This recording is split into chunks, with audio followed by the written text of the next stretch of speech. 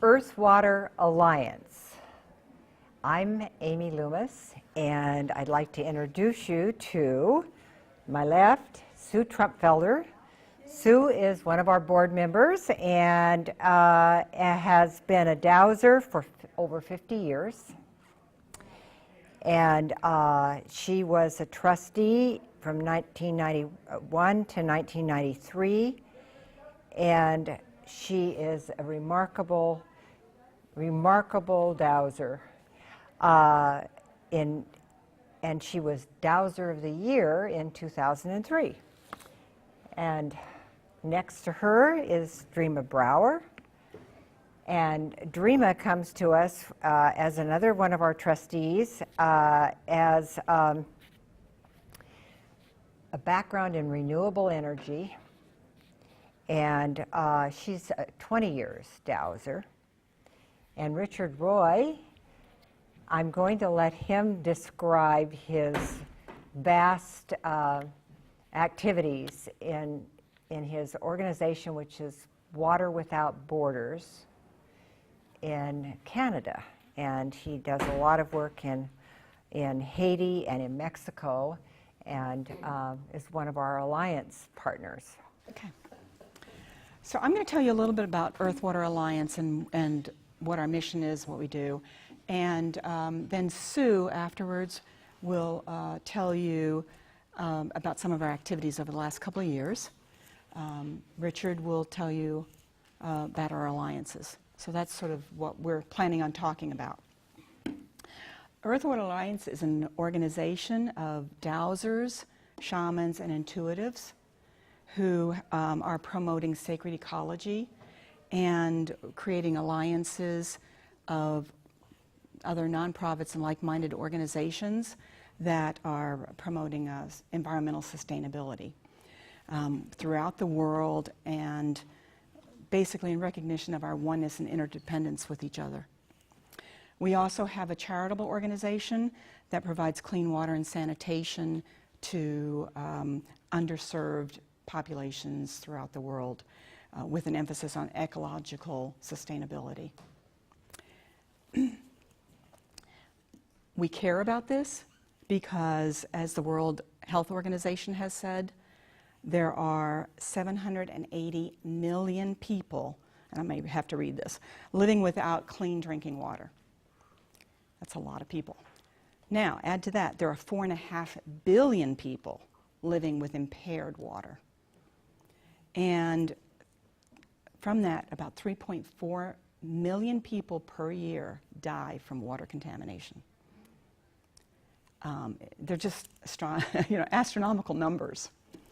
There are 80 nations that currently have serious water problems, and that is expected to increase over the next 20 years. So, as we're experiencing the droughts, et cetera, it's increasing.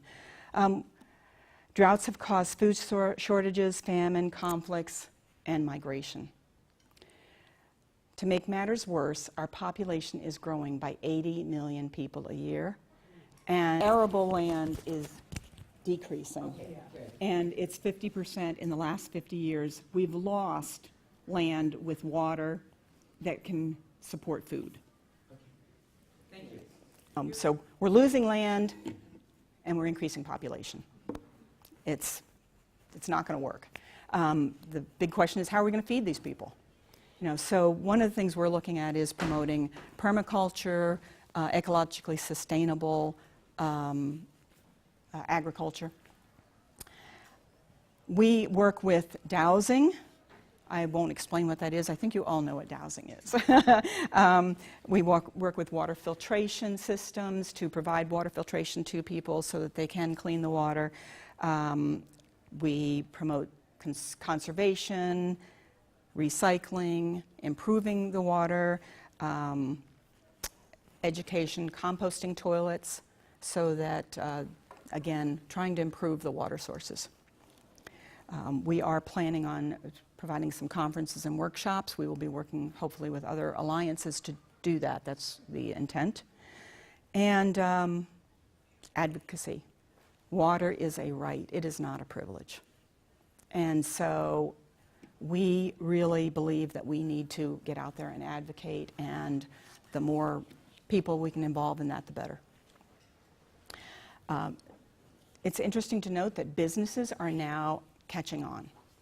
So the business journals are warning CEOs, and I'm going to quote this, "To prosper over time, every company must not only deliver financial performance, but also show how it makes a positive contribution to society. Their shareholders and their customers are demanding it." And we need to be some of those shareholders and customers. We need to get out there and demand it because they are responding. Businesses have realized that there's a 100% correlation between water availability and economic growth. So our wallets speak for us. But we can also speak for us, speak out. We are really looking at building alliances. With recent work that we've done, we have worked towards local ownership of the solution. You know what the problem is. Local ownership is best at planning, testing, building, maintaining, monitoring, whatever is, the solution is. And they need to take that responsibility, and they know it, many of them. There's some areas where that might be a question. We understand that we need in-country volunteers to deliver, especially when we talk about some water filters that we provided. We went in-country to volunteers for that. We have formed affiliations with organizations that are working in numerous countries, and we believe that is an effective way to spread your resources and make sure that we're not all competing with each other. We're working together in an alliance and in a network. So one of those organizations is Richard Roy is from one of the organizations. So we mentioned he's from Water Without Borders. And Richard, would you like to say a few things? I'm going to turn that over to him. Roy, I'm from Canada. Water Without Border was set up because when I was in 2001, I went to Haiti. A friend of mine says there's no water, poor people. I said, got nothing to do, retired. Went down there and I saw more than that misery or poorness. I'd never seen that. You see movie, but not this. And so I started finding water. Then after talking to people, they need bad water because every year the kids were sick. I said, that's too bad. I sad about that. So I went to learn how to dig wells, which I'm not. I'm a social worker, so I don't repair nothing, none of that stuff.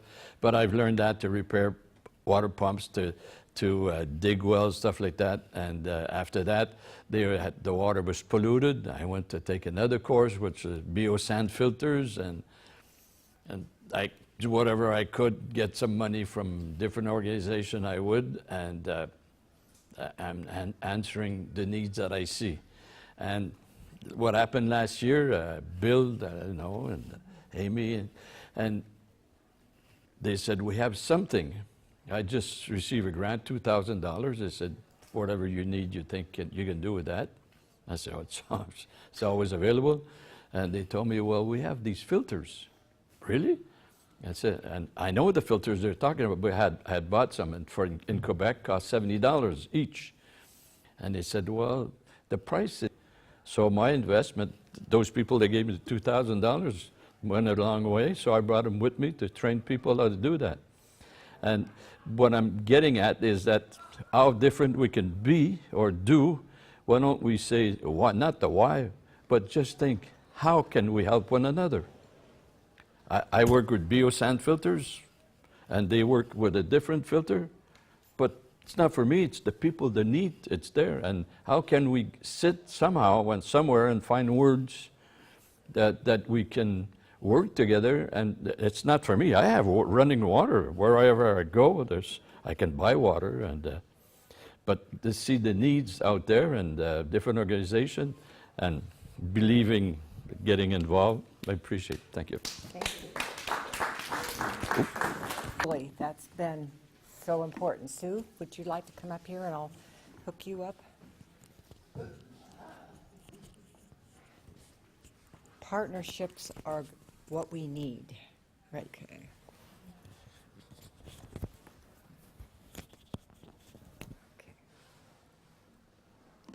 Sue Trumpfeller. I'm Sue Trumpfeller.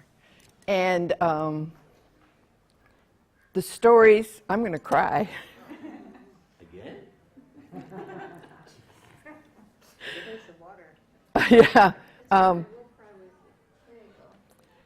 The stories of what we have achieved in the last 2 years is amazing. We've worked with the Navajo Nation.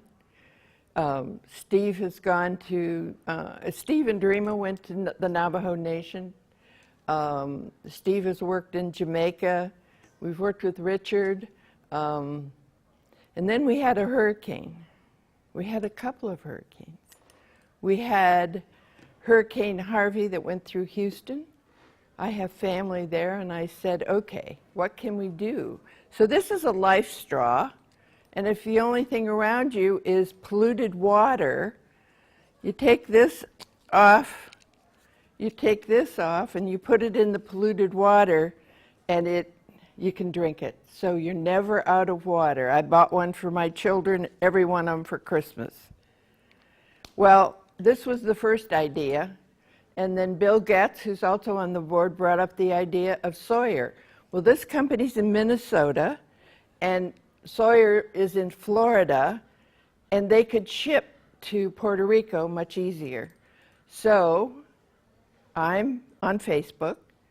One of the gals on Facebook, permaculturist in Old San Juan, she was running a community center, and she posted that they send batteries, candles, and water filters. So I contacted her, and she sent me her P.O. box, and to test the shipping, I bought a priority box, you know, the $20 priority box, and I filled it with food. I did canned beans, I did organic rice, I did coffee, instant coffee, all kinds of things I put in that box, and then a bag of Lifesavers. And shipped it to, and you know, they have, you know, it's supposed to be priority mail, supposed to be there in a couple of days. It took 2 weeks, but it arrived. And so that was sort of the impetus to say, okay, if we can do it through the P.O. box, or through her P.O. box, why can't we try other ways? So I think, well, I talked to the Life Straw Company. Dreama talked to the Sawyer, and Sawyer had a deal. If you're shipping to Puerto Rico, we are supporting their recovery. So we had 3 different groups, and what's essential, and I know Richard has found this, is boots on the ground. And so I had Mara in Old San Juan, who ran a community center. She was teaching the how to make a rocket stove, sand filters, and just sustainable. They lost all their gardens at this community center, and above ground. The roots, the carrots and beets were still okay. And so we got together seeds to send down there. And so she got 50 filters, food and filters. So we got a hold of him, and he didn't get the food right away, but he carried the filters because they're small. They're out there at the demo bucket, put it in a suitcase, and he's distributed 100. And he's in near a dam, and well, if you read, all the water around Puerto Rico is polluted. So he got 100. Then another group that the Sawyer knew, we sent out 50. So all in all, we've sent out 200 water filters. Then we have Richard's 80. So a lot of people are having good water. That water filter out there on that white bucket with coffee grounds in it that looks like somebody brought in mud will filter 170 gallons of water a day. So there's church groups, schools, and all that are now benefiting with fresh water because of the donations people made in the last 2 years to give us the money to send to Puerto Rico. I'm just amazed. Yeah. So to know that we have touched the lives of so many people, and Mara has, she set up brigades, and she took a plastic bag, filled it with seeds and the water filter, and then different people went out to different homes. You know, these people are in remote areas, they don't have any electricity, they don't have any water, their crops are destroyed, and so she sent these brigades, which would be 1 or 2 people, out to these remote areas to give them water filters. She took a bucket, because the bucket doesn't come, so we all had 5-gallon buckets to make the water in. And, you know. Thank you, How can we get involved in the Alliance to bring it into our communities? Great question. There's lots of possibilities. If you're part of a community group of dowsers or a community group of shamans and intuitives and want to take on a project, then you might even decide what that project's going to be. You may use your own intuition for that.